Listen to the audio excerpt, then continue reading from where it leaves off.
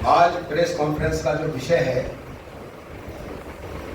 डोगरों के जो कुल देवता हैं, ये भूमि जो है जम्मू,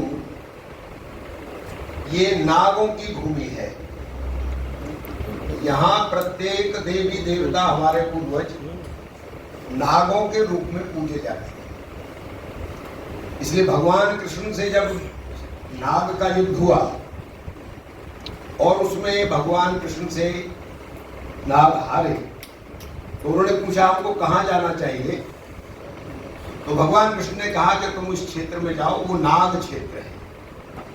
इसलिए यहाँ चाहे बाबा कैलकनाथ हो, चाहे राजा मांडलिक हो, चाहे बाबा कालीवीर हो, चाहे बाबा सुरगल हो, सभी नाग के रूप में पूजे जाते हैं। इसलिए ये डोगराओं के जो देवता है, कुल देवता है, ये सब नाग के रूप में पूजे जाते हैं।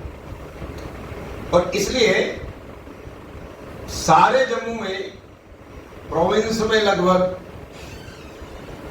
इन कुल देवताओं का बड़ा सम्मान है और ये एक प्रकार से यहाँ रक्षा करते हैं, सबको सही दिशा देने वाले हैं। बाबा कालीवीर यहाँ के राजा हुए हैं, जो कश्मीर क्षेत्र है। हमारा इतिहास जो पीछे सरकारें रहीं, उसमें सरकार के द्वारा, कम्युनिस्टों के द्वारा, मिशनरीज के द्वारा और मुसलमानों के द्वारा हमारे इतिहास को छुपा दिया।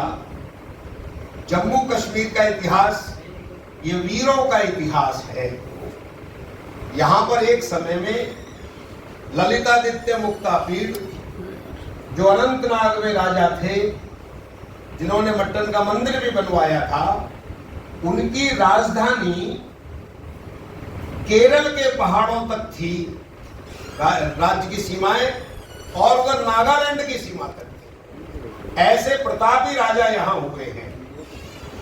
इतना ही नहीं, तो भगवान कृष्ण के भी यहाँ पर 2 बार आए हैं। एक बार जो गोनंद राजा थे कश्मीर के, वो जरासंध की तरफ से लड़ने कृष्ण के सामने गए थे।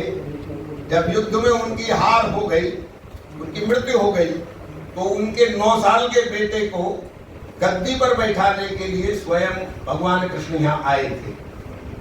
और एक छोटा बेटा जो था, शायद उसका नाम संभय या कुछ ऐसा है, वो भी यहीं पर ब्याया था, जो आजकल पीओ का क्षेत्र गिना जाता है, वहां पर वो ब्याया था। तो ऐसे 2 बार भगवान कृष्ण भी जम्मू कश्मीर की धरती पर आए हैं। अर्जुन और बब्राभान का जो युद्ध हुआ, जिसमें अर्जुन की गर्दन कटी और बब्राभान जीता उसमें, तो वो स्थान भी यहीं पर है। सुईसर और मानसर, यहीं पर वो मणि निकली थी जिससे अर्जुन की गर्दन दोबारा जोड़ी गई थी। और बब्राभान, ये जो किशनपुर गांव है, किशनपुर के बराबर में बबोर गांव है, जो यहाँ पर वो मंदिर बब्राभान का था। अभी भी छोटा सा टूटा हुआ मंदिर वहां पर बचा हुआ है, आप जाएंगे तो देखेंगे उस पर। ऐसा उज्जवल इतिहास, राजतरंगिणी जो कल्हण कवि ने लिखी थी, कभी मौका मिले तो सबको पढ़नी चाहिए। तो जम्मू कश्मीर के लोगों का आत्मगौरव जागेगा कि हम ऐसे वीरों की संतान हैं, और हम किनके तले दब गए जिनमें कुछ भी दम नहीं था, और आपस में फूट के कारण से हम पर लोग राज्य करते चले गए। और इसलिए तेजस्वी डोगरे, तेजस्वी बाबा कालीवीर, राजा मांडलिक दामाद को कहते हैं मंडलिक। आत्मगौरव जगे, अपने इतिहास को जाने, ऐसा बाबा कालीवीर और राजा मांडलिक, बाबा सिद्ध गौरैया और सुकराला माता, इन सब के चित्र बना करके, मंदिर बना करके इस संदेश यात्रा को गांव-गांव में घुमा रहे हैं, घुमाएंगे। उसका 3 तारीख को प्रातः काल 10 बजे पतियाला चक गांव में जो राजा मांडलिक का स्थान है, उस स्थान पर इस यात्रा का उद्घाटन होगा। और दूसरी यात्रा का उद्घाटन शाम को 4 बजे लखनपुर में जो किले में मंदिर है, उसमें होगा। ये दोनों यात्राएं 2 महीने तक चलेगी, गांव-गांव में अलग जगाने का काम करेंगी, और हिंदुओं का जागरण, ताकि हिंदुओं पर जो कोई धर्मांतरण करके उनको ईसाई बनाने का प्रयास कर रहा है, कोई लव जिहाद कर रहा है, इन सब बातों की जानकारी हिंदू समाज को जब पता पड़ेगी तो समाज का धर्म जागेगा और वो अपनी रक्षा करने के लिए जागरूक होकर के अपने समाज को बचाने का काम करेगा।